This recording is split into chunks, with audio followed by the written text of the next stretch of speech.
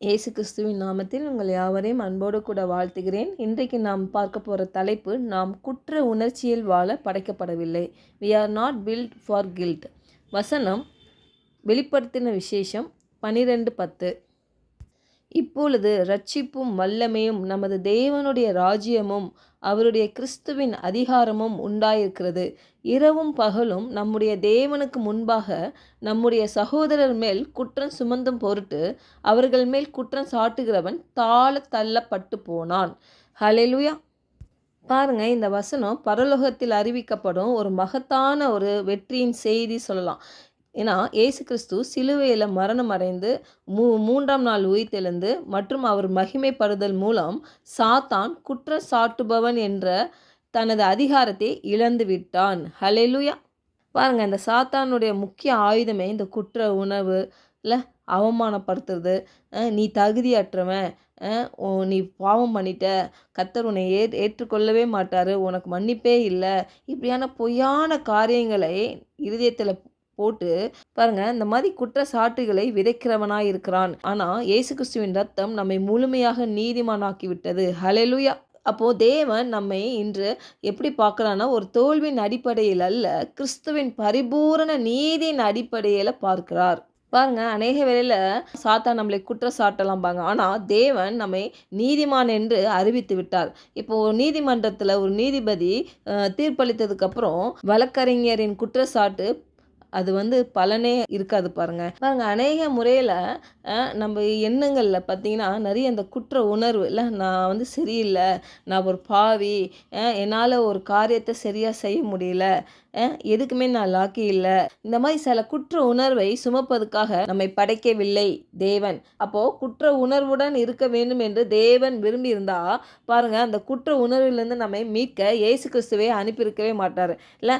பாருங்கள், ஏசாயா 53:6, 1 பேதுரு 2:27 பார்க்குறோம். நம்முடைய அக்கிரமங்களையும் அதனால் ஏற்படும் குற்ற உணர்வையும் அவர் இயேசு கிறிஸ்துவை சுமந்து தீர்த்தார் சிலுவையில் என்று பார்க்கிறோம். அப்போ இயேசு கிறிஸ்துவை விசுவாசிப்பவர்களாக தேவன் பிள்ளைகளாக நம்ம இருக்கிறதுனால இந்த பாவத்தின் வல்லமையிலிருந்து விடுதலையாக்கப்பட்டிருக்கிறோம். ஹல்லேலூயா. பாருங்க, ரோமர் 6:6-7 பார்த்தீங்கன்னா, நாம் இனி பாவத்துக்கு ஊழியம் செய்யாதபடிக்கு பாவ சரீரம் ஒளிந்து போகும் பொருட்டாக நம்முடைய பழைய மனுஷன் அவரோட கூட கிறிஸ்துவோட கூட சிலுவையில் அறையப்பட்டது என்று அறிந்திருக்கிறோம். இப்போ மரித்தவன் பாவத்துக்கு நீங்கி விடுதலையாக்கப்பட்டிருக்கிறான். ஹல்லேலூயா.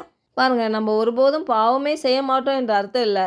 பாவம் செய்யும் பொழுது இல்லை, தவறுகளை செய்யும் பொழுது, குற்றங்கள் செய்யும் பொழுது அதை ஒப்புக்கொண்டு மன்னிப்பை பெற்று அந்த குற்ற உணர்விலிருந்து விடுதலை பெற முடியும் என்பதை இதனுடைய அர்த்தம். பாருங்கள், சில வேளையில் கடந்த காலத்தை குறித்து அந்த காரியங்கள்லாம் நினைவூட்டுவான். பாருங்கள், நம்ம குற்ற உணர்வை சுமப்பதுக்காக நம்ம படைக்கப்படவில்லை என்ற ஒரு இடத்துல நம்ம உறுதியாக இருக்கணும். பாருங்கள், அப்போ நம்ம எதிர்காலத்தில் நம்ம கடந்த காலத்திற்கு இடமே இல்லை. குற்ற உணர்வில் மூழ்கி எவ்வளவு நேரத்தை நம்ம வீணடிக்கிறோம் என்று நம்ம ஆராய்ந்து பார்க்கணும். பாருங்கள், வசனம் பிலிப்பியர் 3:13 பார்த்தீங்கன்னா, பின்னானவைகளை மறந்து முன்னானவைகளை நாடி. அப்போனா பின்னான காரியத்தை நம்ம மறந்து, ஏன்னா தேவன் நம்மளை மன்னித்து மறக்கிற தேவனாக இருக்கிறாரு. சிறிய வயதில் பண்ண காரியங்கள், தவறுகள், இதெல்லாம் பிசாசு கொண்டு வந்து நம்மளை ஒரு குழப்பத்துக்குள்ளே கொண்டு வந்து நம்ம எதிர்காலத்தில் தேவன் நம்மளுக்கு வைத்திருக்க திட்டத்தை நிறைவேற்ற விடாமல் இருக்குது தான் அவனுடைய திட்டமே. பாருங்கள், இப்போ நம்ம விவேகம் உள்ளவர்களாய், ஞானம் உள்ளவர்களாய் இல்லை, நான் தேவன் எனக்குள்ளாக வைத்திருக்க அந்த பரம அழைப்பின் பந்தய பொருளுக்காக நான் அந்த லெக்கை நோக்கி நான் தொடர்வேன், என் ஓட்டத்தை நான் ஓடுவேன் என்ற உறுதியாய் தேவ பலத்தோட தேவன் நம்மளுக்கு கொடுக்குற ஞானத்தோட நம்ம வெற்றி சிறக்க முடியும். அப்போது இனி குற்ற உணர்வு நம்ம இருதயத்தில் வரும் பொழுது இல்லை, நம்ம அடையாளம் என்ன? பரிசுத்த ஆவியார் நமக்குள்ளே இருக்கிறார், அதுதான் ஒரு பெரிய அடையாளம். பாருங்கள், அவர் தான் நம்மளுக்கு நினைவூட்டுவார்.